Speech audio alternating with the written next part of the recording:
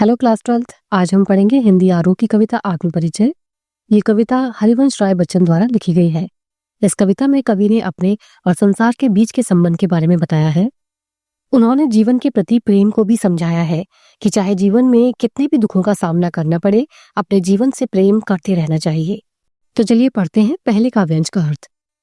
कवि कहते हैं कि वो संसार में जीवन का भार अर्थात सांसारिक कठिनाइयों का बोझ उठाए घूमते रहते हैं। इन सब के बावजूद भी उनका जीवन प्यार से भरा हुआ है। उनके कहने का यह अर्थ है कि जिस प्रकार सभी के जीवन में सांसारिक कठिनाइयां, दुख, कष्ट और जिम्मेदारियां हैं, ठीक उसी प्रकार उनके जीवन में भी दुख, कष्ट और जिम्मेदारियां हैं। लेकिन इतनी कठिनाइयों के बावजूद भी उनका जीवन प्यार से भरा हुआ है। वो दुखी पूर्वक नहीं बल्कि प्रेम से अपनी जिम्मेदारियों को निभाते हुए चलते हैं। कवि अपने जीवन को सितार जैसे वाद्य यंत्र की तरह मानते हैं, जिसके तारों को छू लेने से उसमें से एक मधुर संगीत निकलता है। उसी प्रकार उनका जीवन भी है, जिसमें उनके तार रूपी सांसों को छेड़कर किसी ने हलचल सी मचा दी है। उनके कहने का ये अर्थ है कि उनके जीवन में कोई ऐसा है जिसने उनके कोमल मन की भावनाओं को छू लिया है और उसी फीलिंग्स के कारण उसी खुशी में वो अपने जीवन को जी रहे हैं। कवि कहते हैं कि उनके जीवन में जो उन्हें प्रेम मिला है वो किसी शराब से कम नहीं है, जिसके नशे में वो मग्न रहते हैं। इस वजह से उन्हें संसार की कोई परवाह नहीं रहती। कवि के अनुसार ये संसार उन्हीं लोगों को ज्यादा महत्व देता है जो इस संसार के हिसाब से ही चलते हैं। लेकिन कवि मनमौजी स्वभाव के व्यक्ति हैं, वो वही करते हैं जो उनका मन कहता है। इसीलिए ये दुनिया उनके बारे में क्या कहेगी वो इस बात की परवाह नहीं करते। तो चलिए अब पढ़ते हैं दूसरी काव्यांश का अर्थ।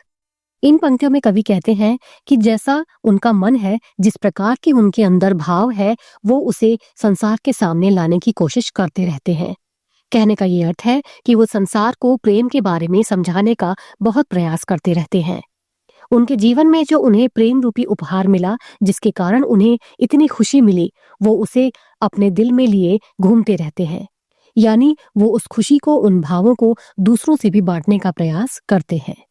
कवि के अनुसार ये अधूरा संसार उन्हें पसंद नहीं आता है, क्योंकि ये संसार स्वार्थ और चापलूस से भरा हुआ है। इसीलिए कवि अपने कल्पना के संसार में ही खुश रहता है, जिस संसार में केवल प्रेम ही प्रेम है। आगे कवि कहते हैं कि वो अपने दिल में प्रेम रूपी अग्नि को जलाए रखते हैं और इसी प्रेम रूपी अग्नि के कारण ही कवि अपने जीवन में आने वाले सुख दुख में समान व्यवहार करते हैं, एक बैलेंस बनाए रखते हैं। कवि कहते हैं कि संसार के लोग सांसारिक कष्टों से या जिम्मेदारियों से पार पाने के लिए अपने कर्मों की एक नाव बनाते चलते हैं। उनके कहने का ये अर्थ है कि इस संसार से मुक्ति पाने के लिए संसार के लोग कई तरह के प्रयास करते रहते हैं, लेकिन कवि को इस बात की कोई परवाह नहीं। वो संसार रूपी सागर की लहरों पर मस्त होकर बहता है।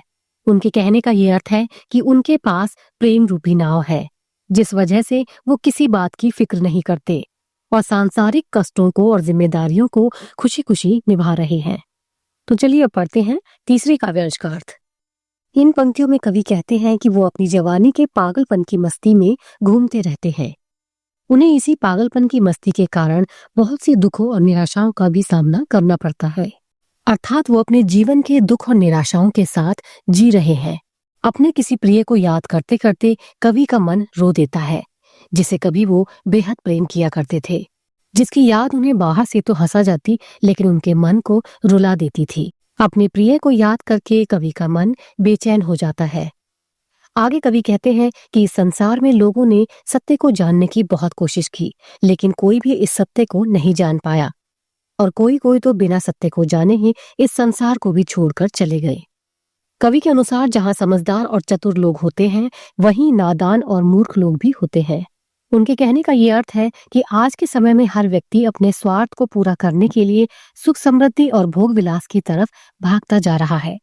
वो संसार के इतने सच को भी नहीं जान सके कि सांसारिक वस्तुएं सदा के लिए नहीं रहती, और अगर ये संसार इतना कुछ भी नहीं सीख पाता तो फिर इसे मूर्ख ही कहा जाएगा। लेकिन संसार में रहते हुए कवि ये बात जान चुका है। उन्होंने अब तक जो भी सांसारिक बातें सीखी वो उन सबको भूलना चाहता है। जो भी सांसारिक मोहमाया और भोग विलास की चीजें हैं, कवि इन सब से दूर रहना चाहता है, क्योंकि वो अपनी मस्ती में रहते हुए अपने अनुसार जीवन जीना चाहता है। तो चलिए अब पढ़ते हैं चौथी काव्यांश का अर्थ। इन पंक्तियों में कवि कहते हैं कि उनका और संसार का आपस में कोई संबंध नहीं, क्योंकि वो जिस प्रकार के व्यक्ति हैं, ये संसार उनसे बिल्कुल अलग है। कवि हर रोज अपनी कल्पना के अनुसार संसार को बनाता है और फिर उसे मिटा देता है। ये संसार जिस धरती पर सुख समृद्धि के साधन इकट्ठे करता रहता है, कवि हर रोज हर कदम पर उस धरती को ठुकराता रहता है। उनके कहने का ये अर्थ है कि जिस धरती पर कवि रहता है, उसके अकॉर्डिंग न चलकर वो उसके अपोजिट व्यवहार करता है, अर्थात उसके विपरीत ही चलता है। आगे कवि कहते हैं कि वो अपने रोने को भी प्रेम में छिपाए फिरते हैं, अर्थात अपने आंसुओं को भी प्रेम में बदल देते हैं। उनकी वाणी भले ही ठंडी सी शांत सी लगती है, लेकिन उनमें अभी भी पूरा जोश है। कवि के अनुसार उनका जीवन प्रेम में मिले निराशा के कारण खंडहर सा हो गया है। फिर भी वो ऐसे खंडहर को, अर्थात टूटे दिल जिसमें प्रेम ही प्रेम भरा हुआ है, उसे साथ लेकर चलते रहते हैं। कवि कहते हैं कि किसी समय में राजा महाराजा भी अपने प्रेम पर न जाने क्या क्या किया करते थे। वो अपने प्रेम के लिए महल तक को निछावर कर दिया करते थे, लेकिन उनका जीवन तो अधूरे प्रेम के कारण ही खंडहर सा हो गया है। फिर भी वो अपने साथ उस अधूरे प्रेम की निशानी लिए चलते रहते हैं। तो चलिए पढ़ते हैं 5वें और आखिरी काव्यांश का अर्थ। इन पंक्तियों में कवि कहते हैं कि इस अधूरे प्रेम के कारण जो दर्द उन्हें मिला, उससे उनके मन का दर्द शब्दों के रूप में प्रकट हुआ, लेकिन उनके रोने को भी इस संसार ने गीत समझा कि कवि गीत गा रहे हैं।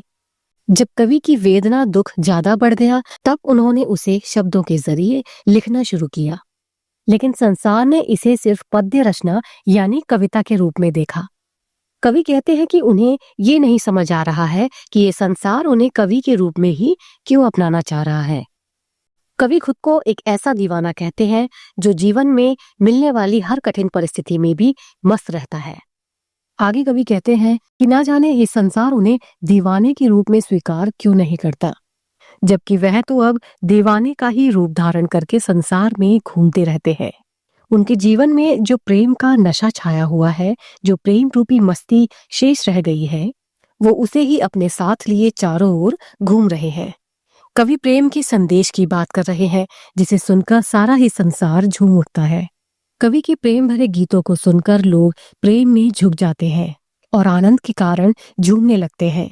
कवि के कहने का ये अर्थ है कि जब कवि अपने मन के भावों को शब्दों में लिखते हैं या कविता के रूप में लिखते हैं, तो संसार के लोग उन शब्दों को गीत समझकर झूमने लगते हैं। ओके बच्चों, ये था इस कविता का अर्थ। मिलेंगे नेक्स्ट वीडियो में, तब तक के लिए ओके बाय।